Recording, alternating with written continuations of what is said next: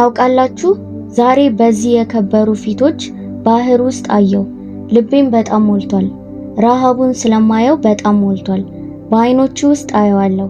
አንተ ተጨማሪ ነገር እየፈለክ መጥተሃል። ወደ እግዚአብሔር ጥልቅነት እንዳለ ምናልባትም ከድምፁ የራቀ ሆኖ የተሰማ ስሜት እንዳለ ተረድተሃል። እና ትክክል ነህ። የበለጠ አለ፣ ብዙዎች ለማመን ከደፈሩት በላይ።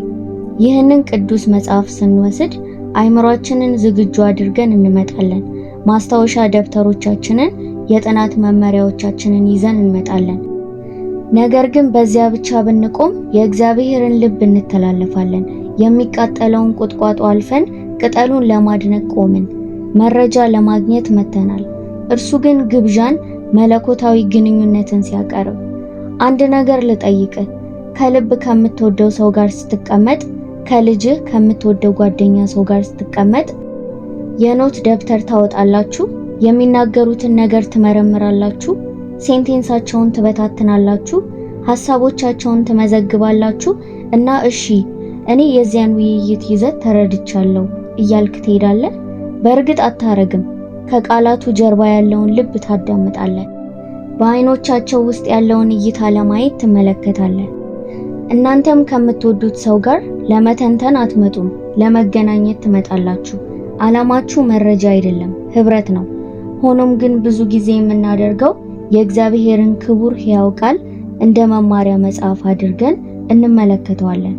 ልንማርበት የሚገባ ርዕሰ ጉዳይ አድርገን እንመለከተዋለን። ስለ እግዚአብሔር፣ ስለ ባህሪያቱ፣ ስለ እርሱ ታሪካዊ ተግባራት፣ የዘመናት ቅደም ተከተልን፣ ትምህርቶችንና ስለ መለኮታዊ መርሆችን ለመማር እንሞክራለን። ይህ ሁሉ መልካም ነው። ነገር ግን እግዚአብሔር ይህንን ቅዱስ መጽሐፍ አይምሮን በመረጃ ብቻ ለመሙላት አላነሳሳውም። የመሰብሰቢያ ቦታ እንዲያዘጋጅ አነሳስቶታል። መንፈስን የሚያገኝበት የቅዱሳን ቅዱስ ቦታ። ግቡ ጽሑፍን መቆጣጠር አይደለም። ግቡ በደራሲው መመራት ነው። ታያለህ፣ በዓለም ላይ ያለውን መረጃ ሁሉ ማግኘት ትችላለህ። እና አሁንም የድንጋይ ልብ ሊኖር ይችላል። የግሪክ ግሶችን ማለፍና የዕብራይስጥን ስሮች መከታተልና የጳውሎስን ጉዞዎች መሳል ትችላለህ። እና መንፈስህ ሳይነካ፣ ሳይንቀሳቀስ፣ ሳይለወጥ ሊቆይ ይችላል። ፈሪሳውያን ያንን አደረጉ። ወደ ኋላና ወደፊት ቃሉን ያውቁ ነበር። ነገር ግን ሕያው ቃል በስጋና በደም በፊታቸው ሲቆም አላወቁትም። መረጃው ነበራቸው፣ ነገር ግን ለውጡን አምልጠዋል። ግንኙነቱን አምልጠዋል። መጽሐፍ ቅዱስ የሞተ ፊደል አይደለም፣ ሕያው እስትንፋስ ነው። እግዚአብሔር የመረጠው መንገድ ነው። እዚህ አሁን ጸጥ ባለ ክፍል በዘመናችሁ ትርምስ ውስጥ በጸጥታ ከእናንተ ጋር ለመነጋገር ነው። ለሙሴ፣ ለዳዊት፣ ለጳውሎስ የነገረውን እንድታውቅ ብቻ አይፈልግም።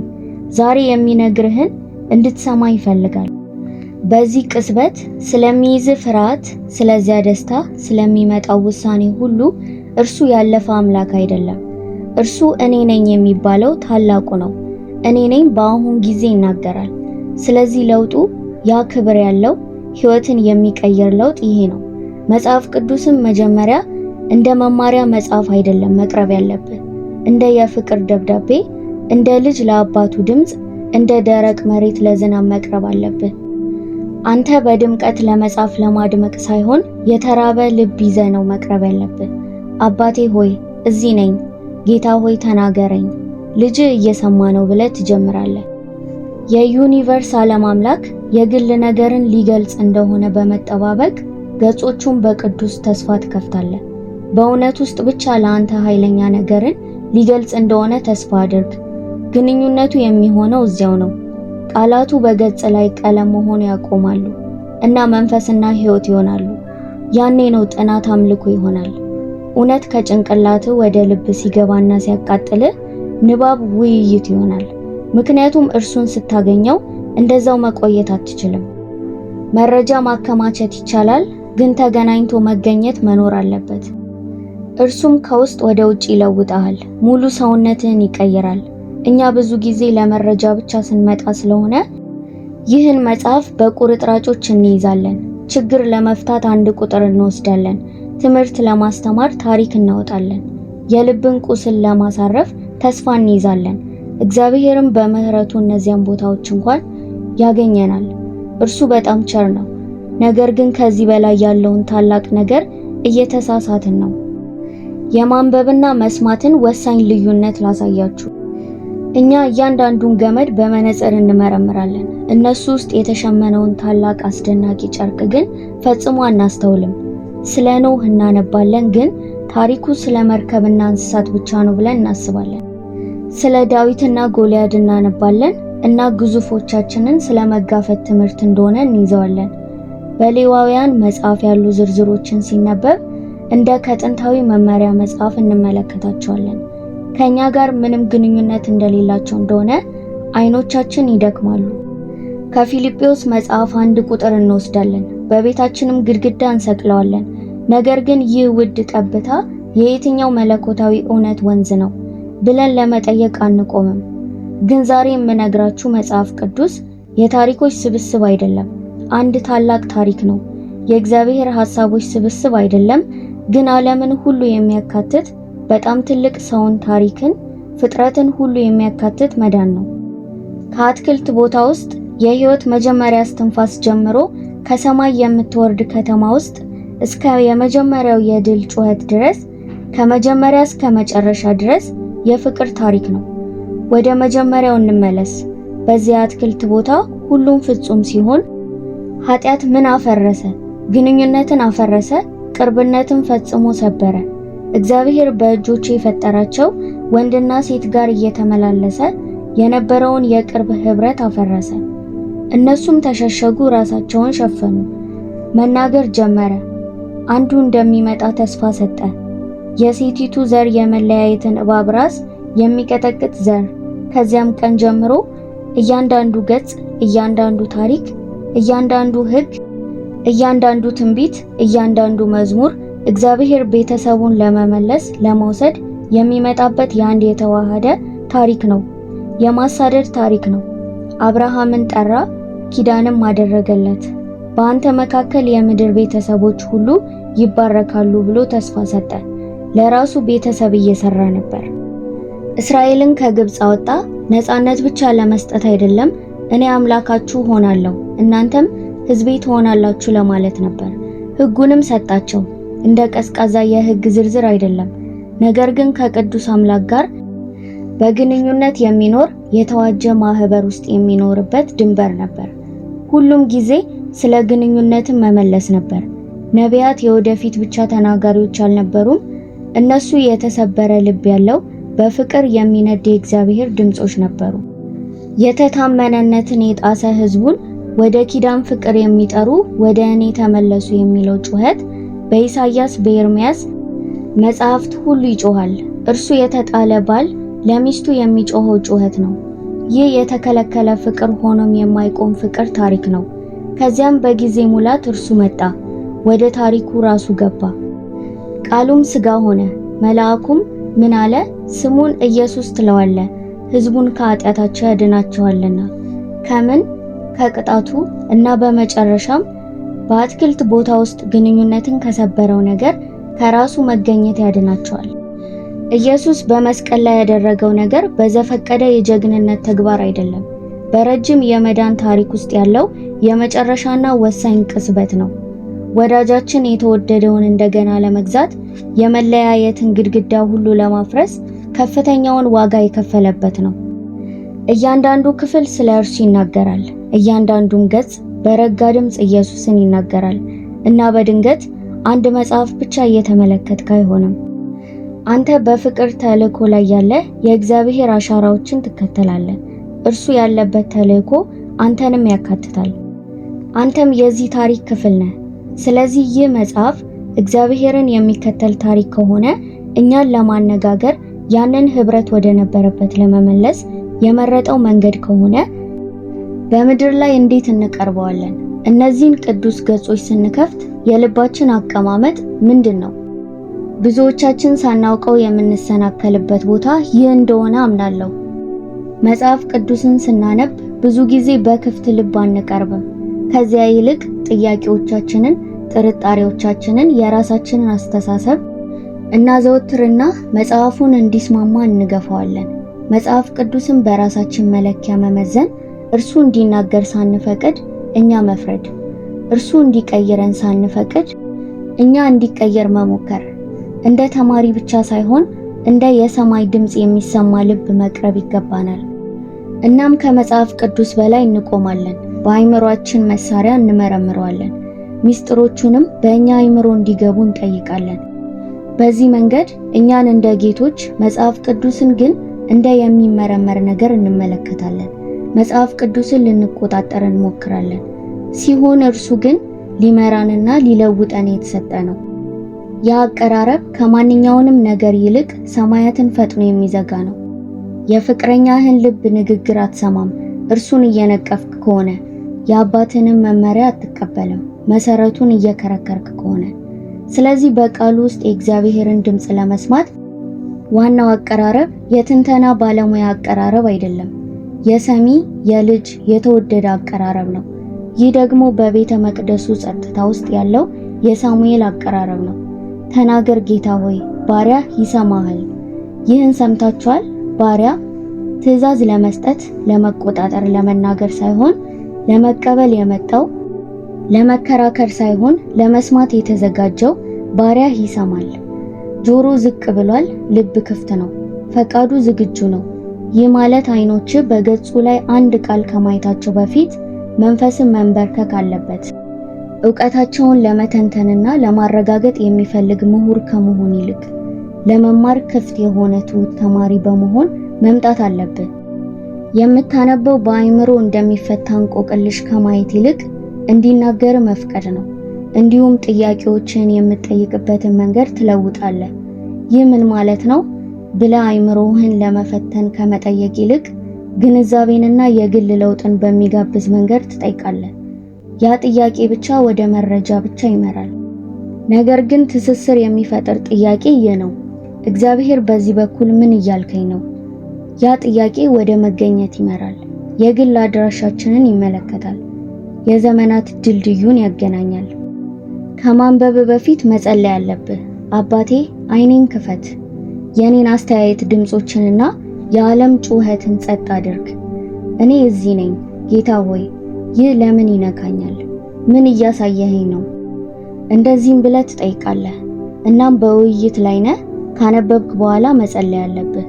እግዚአብሔር ሆይ፣ ቃልህን ሰምቻለሁ። አሁን በውስጤ በጥልቀት ትከለው፣ ስር ይስጥ፣ ከውስጥ ወደ ውጪ ይቀይረኝ። ይሄ ምዕራፎችን ስለመጨረስ አይደለም። ይሄ በእርሱ መገኘት ስለመስፈን ነው። አንዳንድ ጊዜ መጽሐፍ ቅዱስን ስታነብ መንፈስ ቅዱስ በአንድ ቁጥር ላይ ሊያቆም ይችላል። ብዙ ቁጥሮችን ለማንበብ አስበህ ትጀምራለህ፣ ግን እግዚአብሔር በአንድ ቃል ያንን ልብህን ይይዛል። ስለዚህ 5 ቁጥሮችን ለማንበብ 30 ደቂቃ ሊወስድብህ ይችላል።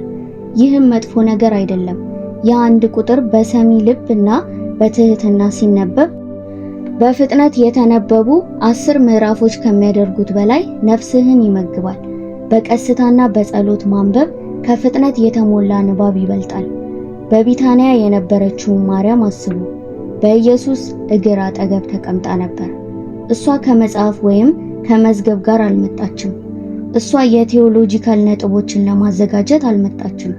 ለመስማት፣ ቃሉን በሙሉ ልብ ለመቀበል፣ በፊቱም ለመኖር መጣች። ጌታም ራሱ እሷ ያስፈለገውን ነገር ከሁሉ በላይ ያለውን መልካም ክፍል መርጣለች ብሎ ተናገረ። ያ ክፍልም ከእሷ ፈጽሞ አይወሰድም። ይህ በእግሩ አጠገብ መቀመጥ ያለው አቀራረብ ነው። መጽሐፍ ቃል ሆኖ ሥጋ የሆነውን የምናገኝበት ቦታ ነው። እኛም ወደ እግሩ እንመጣለን። ስለዚህ ዛሬ ትክክል መሆን የሚያስገድድህን ፍላጎት እንድትተው ፈልጋለሁ። እግዚአብሔር በአንተ መመዘኛ እንዲገባ የምትጠይቀውን ትዕቢት አስወግድ። ከዚህ ይልቅ በትህትና በረሃብ በተስፋ የተሞላ ልብ ቅረብ። ለመተንተን ሳይሆን ለመስገድ፣ ለግሳጼ ሳይሆን ለመታዘዝ ዝግጁ ሆነ ቅረብ። እግዚአብሔር የሚመለከተው ይህን ነው። በመንፈሱ የተዋረደ ልቡ የተሰበረ ቃሌንም በክብር የሚንቀጠቀጥ ሰው ነው። ያ መንቀጥቀጥ የጨካኝ ጌታ ፍርሃት አይደለም። ይህ የተወደደ ልጅ በፍጹም ክብርና በጸጥታ የሚቆምበት ነው። ዓለማትን በቃሉ የፈጠረው ድምጽ አሁን ለእርሱ በቅርበት እየተናገረ መሆኑን ሲረዳ እንዲሁ በልብ ሲቀርብ ከመጽሐፉ ጋር ወደ ሰማይ የሚከፍት መክፈቻ ይሆናል። በዛሬው የጩኸትና የብዛት ዓለም ውስጥ ሊጠፋ የቀረበ ወደ አንድ ጥልቅ ልምድ ይመራናል። እኛ በመብላት የምንኖር ዘመን ውስጥ ነን። እንፈጥናለን፣ መረጃዎችን በትንንሽ ቁርጥራጮች እንይዝና እንቀጥላለን።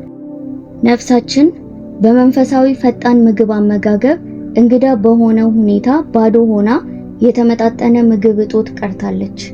እኛም ያንን ልማድ ወደ መጽሐፍ ቅዱስ እናመጣለን። አንድ ምዕራፍ እናነባለን፣ መጽሐፉን እንዘጋለን። እናም ለምን እንደዚህ ደረቅ እንደሚሰማን፣ ለምን ሰማይ እንደ ናስ ዝግ የሆነ እንደሚመስል እንጠይቃለን። ነገር ግን ጌታ ቃሉ እንዲሁ ብቻ እንዲበላ አልፈለገም። እንዲፈጭ፣ እንዲቀመጥ፣ እንዲጣፍጥ እስከ ሕይወታችን ነገር ሁሉ ውስጥ ክፍል እንዲሆን ፈለገ። ይህ ቅዱስ ድልድይ ነው። በማንበብና በመስማት መካከል፣ እውነትን በመማርና እውነቱ እኛን በመለወጥ መካከል፣ እውነቱን እኛ ብቻ እንድናውቀው ሳይሆን እውነቱ እኛን እንዲያውቀን፣ እንዲያገኘን፣ እንዲቀይረን የሚያደርገው ቦታ ነው። እኛ ይህንን ማሰላሰል እንለዋለን። አሁን አንዳንዶቻችሁ ምን እያሰባችሁ እንደሆነ አውቃለሁ። ይህም ቃል በሚስጥር በተሰፈኑ ሌሎች ወጎች ተወስዷል። ግን እኔ ስለ ንጹህ መጽሐፍ ቅዱሳዊ ልምምድ እያወራው ነው። መዝሙረኛው ሕግህን እንዴት ወደዋለሁ፣ ቀኑን ሁሉ ማሰላሰሌ ነው ይላል። ቀኑን ሁሉ አነበብኩት አልነበረም ያለው። ቀኑን ሁሉ አወራሁት አልነበረም፣ ነገር ግን አሰላሰልኩት አለ። ቃሉን እንደ ማር እንጀራ በአፉ ውስጥ አኘከው፣ በልቡና በአይምሮ ውስጥ ደግሞ እየመለሰው አሰላሰለበት፣ እስኪጣፍጥና እስኪወስደው ድረስ፣ እስኪገባ እስከ ሕይወቱ ነገር ሁሉ ድረስ። ይህ ነው መመርመር፣ ቃሉ እንዲያልፍ ሳይሆን ቃሉ እንዲኖር፣ እንዲለውጥ፣ እንዲቀይር መፍቀድ። ይህ ነገር ከዘመናችን ፈጣን ሕይወት ፍጥነትም በፍጹም ተቃራኒ ነው። ማሰላሰል ኦር ሜዲቴሽን ብዙ ነገር በፍጥነት ማለፍ አይደለም፣ ጥልቀት መግባት ነው። አንድ ቁጥር ብቻ፣ አንድ አንቀጽ ብቻ ወይም አጭር ክፍል ትወስዳለህ እና በዚያ ትቆያለህ። አትቸኩልም፣ አትሄድም። ራስህን በዚያ አረንጓዴ ሜዳ፣ በዚያ ዝምታ ውሃ አጠገብ ታኖራለህ እና እንዲህ ትላለህ፣ የእረኛዬን ድምፅ እዚህ እስካልሰማው ድረስ አልሄድም። ይህ ነው የማሰላሰል ልብ ያለው ርህራሄ። ውበቱ ይሄ ነው። መጀመሪያ ቃሉን በዝግታ ታነባለህ። በአይን ብቻ አይደለም፣ በአፍ ድምፅ ታነባዋለህ። ምክንያቱም ቃሉ እንዲሰማ፣ እንዲነካ፣ እንዲገባ ነው እንጂ ብቻ እንዲነበብ አይደለም። አፍ የሚናገረውን ጆሮ ይስማ። በእግዚአብሔር የተነገረ ቃል ውስጥ ኃይል አለ። መጀመሪያ ቃል ነበረ እና ቃሉን ተናገረ። ስለዚህም አንተም ተናገረው። ቃሉን በክፍለ አየር ውስጥ እንዲቆይ ፍቀድለት፣ እንዲሰማ፣ እንዲገባ፣ እንዲያስተጋባ። ከዚያም በዝግታ ቆይ፣ አትቸኩል።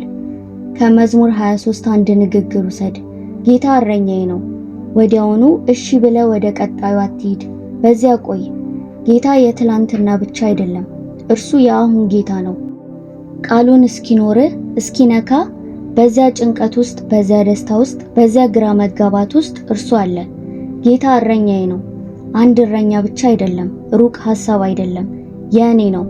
የግል የቅርብ የልብ ግንኙነት ነው። እርሱ የእኔ ነው፣ እኔም የእርሱ ነኝ። እርሱ እረኛ መሆኑ ምን ማለት ነው? ይመራኛል፣ ይጠብቀኛል፣ ይመግበኛል፣ የጠፉትን ይፈልጋል። ታያለህ፣ ከጥቂት ቃላት ውስጥ የግንኙነት ሙሉ ዓለም እየተከፈተ ነው። አንተ መንፈስ ቅዱስን የመለኮታዊ ጸሐፊውን ትጠይቃለህ፣ እያንዳንዱን ቃል እንዲያበራ፣ ወደ እግዚአብሔር ልብ የሚመለከት መስኮት እንዲሆን።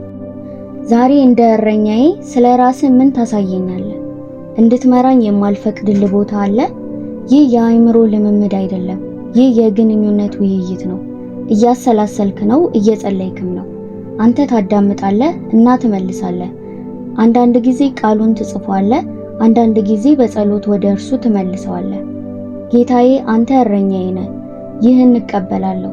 በፊቴ ያለውን ከባድ ሁኔታ በመምራትህ እታመናለሁ። ምራኝ። እንደዚህ ነው የቀድሞውኑ ዘላለማዊን እውነት ወደ ዛሬ ቀን፣ ወደ ተራ ዕለታዊ ሕይወትህ ታስገባዋለህ እና በዚህ መንገድ ቃሉ ለእግር መብራት ይሆናል። ወደ ሩቅ ወደፊት የሚያበራ ፍላሽ መብራት አይደለም፣ ለቀጣዩ እርምጃ የሚያበራ መብራት ነው። በማሰላሰል ጊዜ የመጽሐፍ ቅዱስ ብርሃን በፊትህ ባለው መንገድ ላይ ይወድቃል። ቀጣዩን እግርህን የት እንደምታስቀምጥ ያሳያል። እኛ በፍጥነት 10 ምዕራፎችን እናነባለን። 1 ማይል የእውቀት መንገድ እንጓዛለን። ነገር ግን 1 ቁጥር ብቻ እናሰላስላለን። 1 ኢንች ብቻ እንጓዛለን። ነገር ግን ያ ኢንች ቀጥታ ወደ እግዚአብሔር ልብ ይወርዳል እና ያ 1 ኢንች ጥልቀት ከላይ ብቻ የሚታየውን ከሚል ሁሉ ይበልጣል። በዚያ ጥልቀት ውስጥ ቃሉ ጽሑፍ መሆኑን ያቆማል፣ መዝሙር ይሆናል። ከዚያ በኋላ ጽሑፉን አትመረምርም፣ ከእርሱ ጋር ትገናኛለህ። እውነቱ የግል ይሆናል፣ ያንተ እውነት ይሆናል። ስለዚህ ለምንሃለሁ፣ ለመፈጸም፣ ለመድረስ፣ ለመጨረስ ያለውን ጫና አስቀምጥ። ከዚህ ቅዱስ ቃል አንድ አነስተኛ ክፍል ውሰድ፣ ዝምታ ያለበት ቦታ ፈልግ፣ ቃሉን በድምፅ አንብብ። እያንዳንዱን ቃል እንደ የሰማይ ንጉሥ ለአንተ ብቻ የተጻፈ የፍቅር መልእክት እያየ በእርሱ ላይ ቆይ። በዚያ ቃል እንዲናገር ጠይቀው። ከዚያም ዝም በል፣ አዳምጥ። የቃሉም ውሃ እስከ ጥማት ጥልቅ ስሮች እንዲወርድ ፍቀድለት። ምክንያቱም በዝምታው በዝግ ፍጥነት በመጽሐፍ ቅዱስ ላይ በማሰላሰል የሚቆይ እይታ ውስጥ የእግዚአብሔር ዝም ያለ ትንሽ ድምፅ ከማንኛውም ጩኸት ይበልጥ ግልጽ ይሆናል። ስለዚህ በትክክለኛው አቀራረብ መተሃል፣ በማሰላሰል ቆይተሃል። በዝምታ ውስጥ ያንን ረጋ ያለ ጠንካራ የመንፈስ ሹክሹክታ ሰምተሃል። ቃሉም ሕያው ያደርግሃል፣ ልብህን ያሞቀዋል፣ መንፈስህን አነቃቅቶታል። እንደ የግል መልእክት ይሰማሃል። ግን በዚህ ቦታ ብዙ ውብ ከእግዚአብሔር ጋር ያሉ ግንኙነቶች ሳይጨረሱ ይቆማሉ። ልባችን ይሞቃል፣ እንጽናናለን፣ እንነሳሳለን፣ መጽሐፉን እንዘጋለን። እንዴት ያማረ ነበር እንላለን እና ቀናችንን ምንም ሳንለውጥ እንቀጥላለን። እኛ ንቃትን እንደ መድረሻ ተሳስተናል። ነገር ግን በዚያ ብቻ ከቆምን የመለኮታዊውን ዘር ግማሽ ብቻ ነው የጨረስነው። ኃይሉን ተቀብለናል፣ ነገር ግን እርሱን እንዲፈስ እንዲያበራ አልፈቀድንለትም። እናም የእግዚአብሔርን ድምፅ መስማት በመጽሐፍ ቅዱስ ውስጥ መጨረሻ አይደለም፣ ሁልጊዜ ወደ ታዛዥነት መንገድ የሚመራ መነሻ ነው። ሁልጊዜ ወደ አንድ እርምጃ ጥሪ ነው። ከአብርሃም ሂድ ጀምሮ ለሳኦል ተነስ እስከ ለጴጥሮስ በጎቼን መግብ ድረስ የእግዚአብሔር የግል ቃል ሁልጊዜ ወደ አንድ ነገር ይጠራል።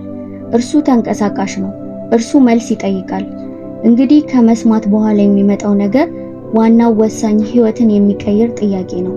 ይህ ጥያቄ መገለጥን ወደ ግንኙነት የሚቀይረው ማሰላሰልን ወደ ተልእኮ የሚቀይር ጥያቄ ነው። እና ጥያቄው ይህ ነው፣ አምላኬ አሁን ምን እንድሰራ እየጠራኸኝ ነው? ይህ ጥያቄ ያለውን ኃይል ትመለከታለህ። ሁሉንም ነገር ከሐሳብ ዓለም ወደ ተግባራዊ ምስክርነት ይወስዳል። መድኃኒትን በማድነቅና በመዋጥ መካከል ያለው ልዩነት ምንድን ነው? አንድን ካርታ መገምገምና እርምጃ በመውሰድ ያለው ልዩነት ምንድን ነው? ዋናው ማንበብ ብቻ አይደለም፣ እርምጃ መውሰድን ይጠይቃል። ቃሉም በሕይወትህ ሕይወት ሲሆን ቃሉ ሥጋ ይሆናል። ስለዚህ ዛሬ ግንኙነቱ በስሜት እንዲጠናቀቅ አትፍቀድ፣ በአንድ እርምጃ እንዲጠናቀቅ ፍቀድለት። መጽሐፉን ስትዘጋ ለዚያ ጥያቄ መልስ ይኑር። ዛሬ ጌታ ሆይ በቃል ምክንያት አደርገዋለሁ ትላለህ፣ ከዚያም በኃይሉ ታደርገዋለህ። ያም የታዛዥነት እርምጃ ወደ ሰማይ የመመለስህ የአሜን ድምፅ ነው። አየህ፣ የመጽሐፍ ቅዱስ ጥናትን ብዙ ጊዜ በዲሲፕሊን እንደምናደርገው እናስባለን። በዝርዝር ውስጥ ያለ ተግባር አድርገን እንጨርሰዋለን እና እስከ ነገ ቀጠሮ ድረስ ወደ እውነተኛ ሕይወታችን እንሸጋገራለን። ግን ምን ቀጠሮ እንዲሆን ታስቦ እንደነበር ብነግርህ፣ የሕይወትህ ድባብ፣ የግንኙነትህ እስትንፋስ እንዲሆን ታስቦ ነበር። እናም በዚያ ቃል እውነታ ላይ በትዕዛዙ እየተጓዝክ ነው። ሕይወትም አዳዲስ ጥያቄዎችን፣ አዳዲስ ፍላጎቶችን፣ አዲስ ፈተናዎችንና አዲስ ደስታዎችን እንኳን ያመጣልሃል። እነዚያን ወዴት ትወስዳቸዋለህ? ወደ እርሱ ትመልሳቸዋለህ። ወደ ቃሉ ትመለሳለህ። እንደ እንግዳ ሳይሆን እንደ ልጅ ወደ አባት ታሪክ እየተመለሰ ነው። አባት ሆይ ይህንን ተናግረ ለማድረግ ሞክሬያለሁ እና የሆነው ይኸውልህ፣ አሁን ይህንን አዲስ ነገር እያጋጠመኝ ነው። ቃልህ ስለዚህ ጉዳይ ምን ይላል ብለህ ትጠይቃለህ። እናም በአዲስ ረሃብ ቃሉን ትፈልጋለህ። እንደገና ታዳምጣለህ። በአዲሱ ሁኔታ ሙላት አዲስ ምንባብ ታሰላስላለህ። አዲስ ግብዣ ታገኛለህ እና አዲስ እርምጃ ትወስዳለህ። እናም ወደ ዓላማዎቹ የበለጠ እየሳበ ነው። አንብብ፣ አዳምጥ፣ ታዘዝ፣ ተመለስ። እንደገና አንብብ፣ እንደገና አዳምጥ፣ እንደገና ታዘዝ። የጥንት ቅዱሳን መጽሐፍ ቅዱስን መጸለይ ለምን ይለማመዱ ነበር? ለእነሱ መጽሐፍ ቅዱስን ማንበብ የአእምሮ እንቅስቃሴ ወይም የተለየ የህይወት ክፍል ብቻ አልነበረም፣ ከጸሎት ጋር ከጥልቅ የተገናኘ ነበረ። ንባባቸው ጸሎታቸውን ያቀጣጥል ነበር፣ ጸሎታቸውም ወደ መጽሐፍ ቅዱስ ይመልሳቸው ነበር። ይህም በእግዚአብሔር ቃልና በልባቸው መካከል ቀጣይነት ያለውና የሚፈስ ውይይት ፈጥሯል። እምነታቸው ከስብከቶች የሚያስታውሷቸው እውነታዎች ወይም ትምህርቶች ብቻ አልነበሩም። በዕለት ተዕለት ህይወታቸውና በአምልኳቸው የሚገልጹ ሕያውና ቀጣይነት ያለው ከእግዚአብሔር ጋር የሚደረግ ውይይት ነበር። መጽሐፍ ቅዱስ ሕያው ቃል የሚሆነው በዚህ መንገድ ነው። ምክንያቱም በህይወት መንፈሳዊ ድርቀት የሚፈታው በግዴታ ወይም በግዴታ አይደለም። መጽሐፍ ቅዱስ በየቀኑ የሚያድስ ሕያው ምንጭ ነው። ተጠምተህ ትመጣለህ፣ ትጠግባለህ፣ ሌሎችን ታገለግላለህ፣ ከዚያም እንደገና ታድሳለህ። የእድሳት ሳይክል እንጂ ደረቅ ስራ አይደለም። ስለዚህ ይህ የመጽሐፍ ቅዱስ ጥናት ከምትወደው ድምጽ ጋር የእድሜ ልክ የፍቅር ግንኙነት መጀመሪያ ይሁን። ህይወትህ ከእግዚአብሔር ጋር አንድ ረጅምና ቀጣይነት ያለው አስደሳች ውይይት ይሁን።